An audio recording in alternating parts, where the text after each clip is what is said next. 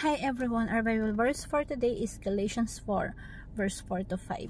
Sabi dito, but when the time had fully come, God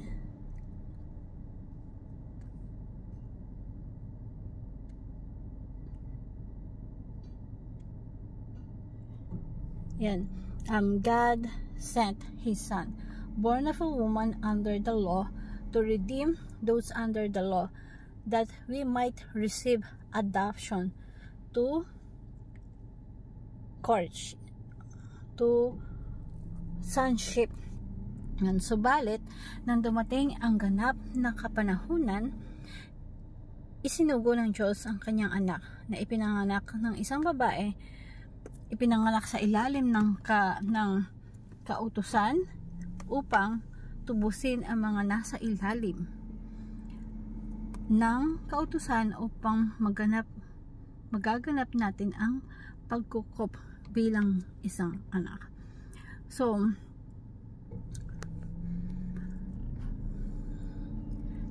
ang Diyos natin isinend ang kanyang anak na nagkatawang tao upang tubusin ang nasa ilalim ng kautusan.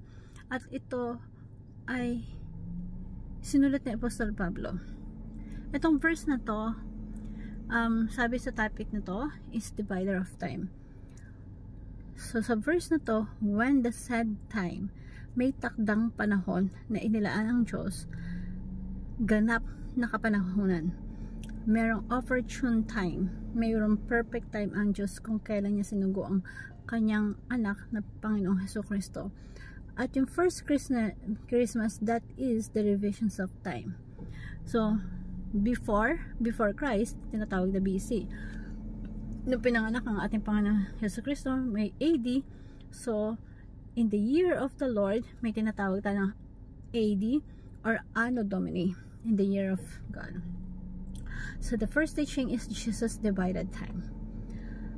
Paano niya divide yung time? Old Covenant Law and New Covenant Law. So, para masaunawaan natin, pag sinabing covenant, pangako yan, kasunduan. Yung Biblia natin, hawak natin, meron yung tinatawag na may dalawang hati, the Old Testament and the New Testament. Yung Old Covenant or yung lumang kasunduan, ang tawag ng Diyos Old Covenant, nasa Old Testament. Yung New Covenant naman, ito yung bagong kasunduan ng Diyos at ng tao. Ang mahati niyan is yung ating Panginoong Hesukristo. So, ano ba yung nakalagay doon sa Old Covenant?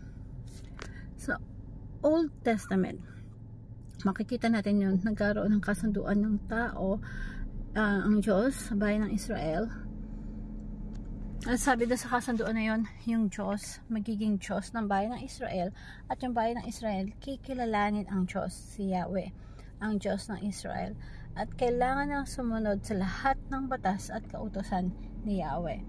So, merong kasunduan, merong batas. So, mananatili silang people of God as long as tinutupad nila ang kautusan ni Yahweh. Ang problem, yung mga tao sa ilalim ng kautusan, hindi nila masunod-sunod ang kautusan. Sila palpak, lahat sila salbay. Napaka-importante itong pinag-uusapan natin kasi dapat magawa natin personal sa ating buhay. Wala sa ating ni isa sa buhay nakatupad sa utusan ng Diyos. Kasi pag binasa mo yung Old Testament, the Old Covenant, maraming kautusan na kahit tayo hindi natin matupad-tupad. At dahil dyan, hindi tayo matuturing na anak ng Diyos. Tayo ay labas sa pamilya ng Diyos. Para tayo maging member ng pamilya ng Diyos, kailangan natin matupad lahat ng sinasabi ng kautusan ng Diyos. At ganun kabigat yun. Kaya si Jesus Christ, dahil walang nakatupad sa kautusan ng Diyos, walang makaabot sa standard ng Diyos. Si Jesus Christ, siya yung umabot nun. Siya yung nagkatawang tao. Kaya napakahalaga ng usapan kasi dapat mai-apply natin sa buhay natin na yung katawang si Jesus Christ ng katawang tao at tumupad lahat ng pinag-uutos ng Diyos. So, ang banal na kasulatan sinasabi, subalit nang dumating ang ganap na kapanahunan, isinugo ng Diyos ang kanyang anak na ipinanganak ng isang babae at pinanganak sa ilalim ng kautusan Siya yung ipinanganak sa ilalim ng kautusan kasi siya yung tutupad sa lahat ng kautusan ng Diyos. Siya yung tutupad sa standard ng Diyos upang tubusin ang mga nasa ilalim ng kautusan. At ito yung mga taong Israelita at kabilang din tayo dyan. Nasa ilalim tayo ng batas ng Diyos na kailangan nating sundin. Ang problem, hindi natin masunod-sunod, hindi natin maabot yung standard ng Diyos. Pag hindi natin maabot yung standard ng Diyos, patuloy natin nilalabag yung kautusan ng Diyos. Ang kapalit ng kaparasahan, ang lahat ng tao haharap sa judgment seat of God, at lahat tayo dadanas ng kaparasan, haharap sa hatol ng Diyos. Pero sinasabi ng verse na to, si Jesus Christ yung ipinanganak sa kautusan, sa ilalim ng kautusan, upang tubusin ang mga nasa ilalim ng kautusan, at tayo yun, yung batas ng Diyos na hindi natin matupad-tupad upang matanggap natin ang pagkupkop bilang anak, para maging anak tayo ng Diyos. So, di ba parang hirap unawain? Ang Diyos, meron siyang kaisa-isang anak, si Jesus Christ, at si Kristo yung sumunod sa lahat ng kautusan ng Diyos, at tayo, kailangan lang natin mananampalataya sa Diyos, sa Kristo, upang mapunta tayo kay Kristo. Tayo, identity natin dapat na kay Kristo, at ang ating Panginoong Kristo, siya yung haharap sa Diyos, at lahat na nanampalataya sa akin, nakatupad na rin sa kautusan ng Diyos. Lahat na nananampalataya sa kay Kristo, nakatupad sa standard, nakaabot sa standard ng Diyos, at tayo rin ay tuturing na anak ng Diyos. So ano yun? Ang tawag dyan is grace. Grace, a covenant.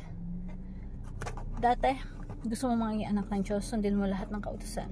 Ang problema, walang makasunod. But this time, Jesus Christ, sumunod siya perfectly para tayo maging anak ng Diyos. Biyaya ng Diyos yun, na naging anak tayo because of the grace of God, na dahil sa Panginoon ng Hesus Kristo. At hindi lang ikaw, alam mo, old creation and new creation. Yung old creation and new creation, meron yung old creation, ito yung lumang kasunduan, yan, o yung para mas maunawaan natin, tayo ay nabibilang tayo sa old creation dati. Pero nung dumating yung Panginoon sa Kristo sa buhay natin, now tayo ay tinuturing na new creation.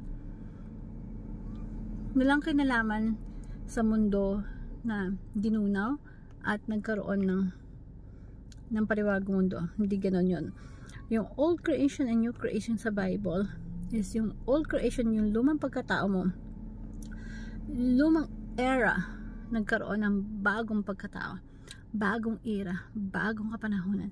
Kaya yung buhay natin ganun po, old selves and new selves. Yung history ng kasaysayan ng ating buhay, meron din lumang kapanahunan, meron bagong kapanahunan. Yung lumang kapanahunan yung wala pa si Kristo sa buhay natin. And once na dumating na si Kristo sa buhay natin, ito na yung bagong kapanahunan. At tayo ay bago ng nilalang. Na kung saan, pag naintindihan natin, is mas makikita natin, ma-appreciate natin bakit, kung paano sabi nga, if anyone is Christ, he is a new creation. The whole has come and the new has come. The old creation has gone, the new has come. So, hindi to may ginunaw na mundo, walang ganon. Panibagong pagkatao. Alam mo yun, yung ibig sabihin, nagkaroon ng bagong era, nagkaroon ng bagong kapanahunan, nagkaroon ng pagbabago. And sa history ng tao, nang dumating ang buhay natin, hopefully kung dumating ang Panginoon dyan sa buhay mo, that is the new creation. Yung bago ka ng nilalang, now you belong to the God's creation. Yung lumang pagkatao mo, wala na. Yung dating salbahin na wala na, hindi na ikaw. Ikaw na yung bagong tao, ikaw na yung bagong nilalang, ikaw na yung bagong mananampalataya kay Hesus Kristo. Dati sinusunod mo yung mga ugali mo, pagnanasa sa laman, ang sinusunod mo na isang ating Panginoon Hesus Kristo. Kung ikaw ay tunay na mananampalataya, o susundin mo kung ano yung kagustuhan ng ating Panginoon Hesus Kristo. And hope, kung baga namumuhay tayo na wala na sa kautusan kundi sa biyaya ng Diyos. Old self and new self. And si Jesus Christ ang nagbibigay ng division ng old self and new self natin. Hope this simple devotion you learn something. Thank you everyone.